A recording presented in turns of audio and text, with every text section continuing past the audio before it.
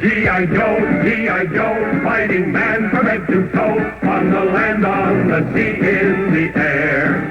In 1964, just 5 years after Barbie burst onto the scene, another doll took the world by storm. But this one packed a pistol and an M16. When you get G.I. Joe and the authentic G.I. Joe equipment, you'll have the greatest realism, the greatest fun you ever had in playing soldier. Remember, only G.I. Joe is G.I. Joe. The inspiration for this scar-faced soldier came to creator Don Levine from the window display of a New York City art supply store.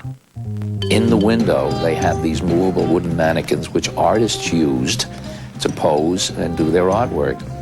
And it struck me, let me buy a dozen of these and take them home. Maybe we dress them up in military outfits. And that's how it all started.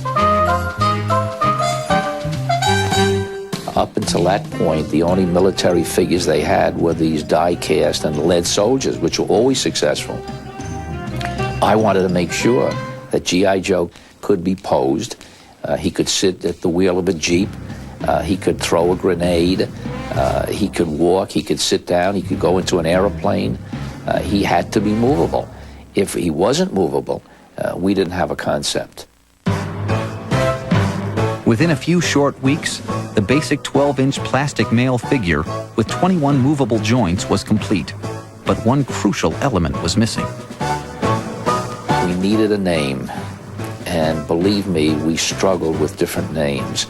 And we thought that at that time we should call him Ace the fighter pilot, Rocky the Marine, Salty the sailor. We did a lot of things. And one day, I'm watching a movie that comes on called The Story of G.I. Joe. And it starred a fellow named Robert Mitchum who played G.I. Joe. And I looked at that and I said, oh my, this could be the name. And with that, Don Levine's double-jointed doll was ready to do battle.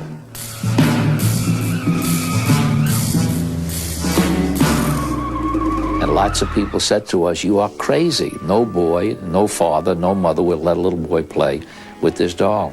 So we automatically said, let's never call it a doll. Let's call it a movable action figure. And while boys may not have yearned to play with dolls, they were eager to get their hands on a movable action figure.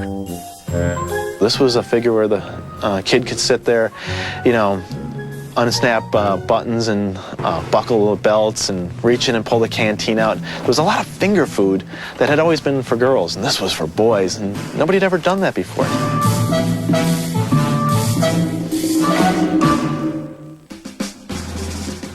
Because imitation is the sincerest form of flattery, and millions of dollars were at stake, G.I. Joe's creator wanted some special way to distinguish his movable action figure from the look-alike dolls that were sure to follow. It was always my dream to copyright, patent, and trademark G.I. Joe. And they said, Mr. Levine, you cannot copyright and trademark the human body. We all own that. You can't own it as a toy company. But if there was something distinctive about G.I. Joe, if you could do that, perhaps that could protect you. I said, let's put a scar on his face. And that's how the G.I. Joe scar was born. A lot of people thought that Barbie might have scratched G.I. Joe. Not a true story. In addition to Joe's obvious facial blemish, another one-of-a-kind but little-known defect was intentionally sculpted into the action figure's left hand.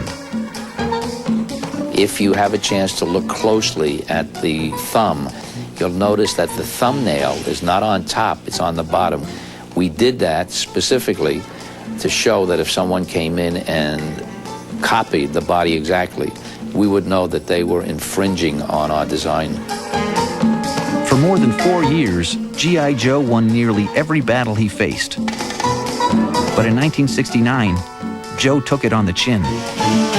Like his comrades in arms, those little green army men, Joe suffered from a backlash of anti-war sentiment. Joe's creators knew that for the action figure to weather the turbulent social climate of the late 60s, they would have to give Joe new marching orders. Trouble is our business. We said, instead of strictly military, let's make G.I. Joe an adventurer. Every set had a goal. You capture the gorilla, you kill the shark, you rescue the idol, you dig up the mummy's tombs. It's still very much action-oriented, but with a different goal than the 60s military stuff.